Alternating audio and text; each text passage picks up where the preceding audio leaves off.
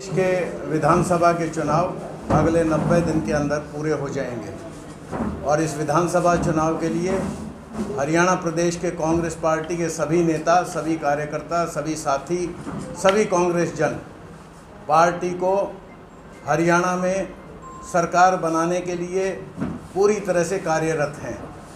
इसी सिलसिले में सभी नेता अलग अलग इलाकों में अपने प्रयास कर रहे हैं। जनसभाओं के माध्यम से, नुक्कड़ सभा के माध्यम से, यात्राओं के माध्यम से और बूथ स्तर के कार्यक्रम करके कार्यकर्ता सम्मेलन करते हैं।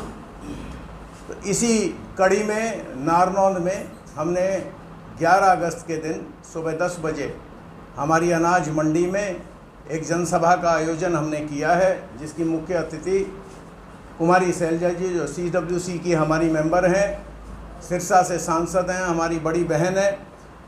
और ये आयोजन 11 अगस्त के दिन सुबह 10 बजे हम कर रहे हैं।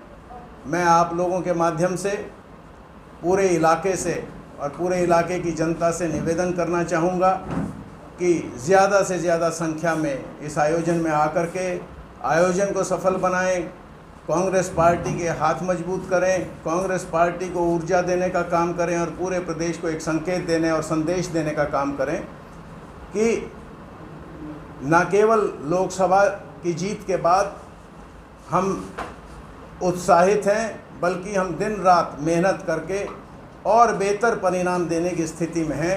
और जब विधानसभा के चुनाव का नतीजा आएगा तो हरियाणा में हम 3/4 बहुमत के साथ हरियाणा में कांग्रेस की एक शानदार सरकार बनाने का काम करेंगे।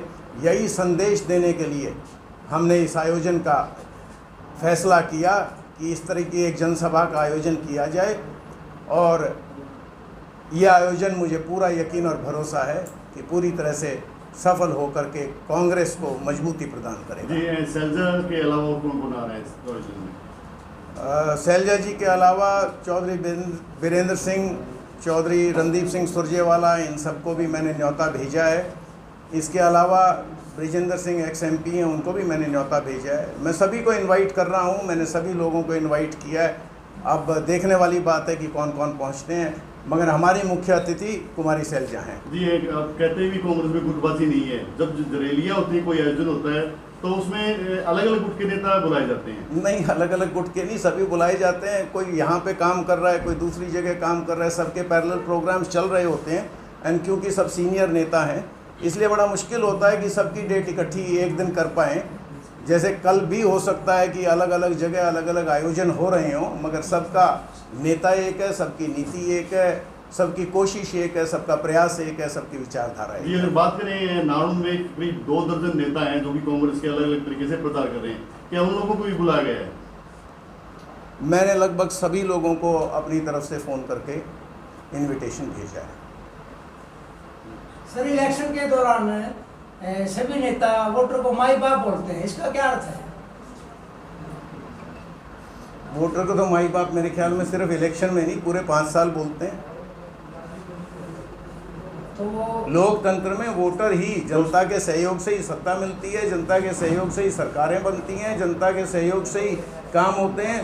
तो जनता तो हमेशा ही माई बाप है। डॉक्टर साहब, अगर बात करें पिछले काफ़ी महीनों से आप हल्के में हो, तो हल्के की मुख्य समस्याएं क्या क्या समस्याएं आपके सामने आई हैं? देखो, अभी भी मूलभूत ढांचा हमारा बड़ा पुअर है। अगर देखा जाए तो खेतों का पानी जो है, इरिगेशन फैसिलिटीज़ जो है, खेती के लिए जो पानी है वो बिल्कुल कम है। इसी तरह से पीने के पानी की समस्या गंभीर है। बेरोज़गारी की समस्या इस इलाके में गंभीर है। अगर आप देखो, कानून व्यवस्था बुरी हालत है। इस प्रकार की जो सुविधा हमें बहुत पहले मिल जानी चाहिए थी। स्टाफ की कमी है। हॉस्पिटल्स की बात करो तो स्टाफ नहीं है। अगर आप वेटनरी क्लिनिक्स की बात करो, डिस्पेंसरी की बात करो, वहाँ पे स्टाफ की शॉर्टेज है। स्कूल बंद हो रहे हैं, कॉलेजेस में स्ट्रीम्स नहीं हैं तो टीचर्स नहीं हैं। इस प्रकार की दिक्कतें हैं। कमियों का मुख्य किस कारण से कमी आ रही है? देखो, सरकार को देखना होगा, सरकार की कमी है ये। बेसिकली तो सरकार को फुलफिल करना ही है सारी की सारी फैसिलिटीज़। तो आप क्या कुछ पक्का लेकर चल रहे हो? मैं तो यही चाहता हूँ कि इस इलाके का विकास हो। मौजूदा विधायक को किस तरह देखते हैं? क्योंकि बीमार भी काफी चले हैं। नहीं, मौजूदा विधायक जी ने तो खुद ही कहा है कि मेरी चलती नहीं। उन्होंने तो बार बार हर इंटरव्यू में ये कहा है कि मेरी चलती नहीं है। हालांकि वो हिस्सा रहे हैं 4.5 साल सरकार का, मगर उन्होंने स्वयं माना है कि मेरी चलती नहीं है और मैं कोई काम करने में फ़िलहाल इन परिस्थितियों में सक्षम नहीं हूँ। और उन्होंने विधायक बनने के बाद नारायण की हल्के के लोगों के लिए मुख्य तो प्रथम कार्य कौन से करोगे? बिजली और पानी की जो गंभीर समस्या, आज देखो हमारा रूरल इलाका है जिसमें खेती प्रधान है तकरीबन लोग।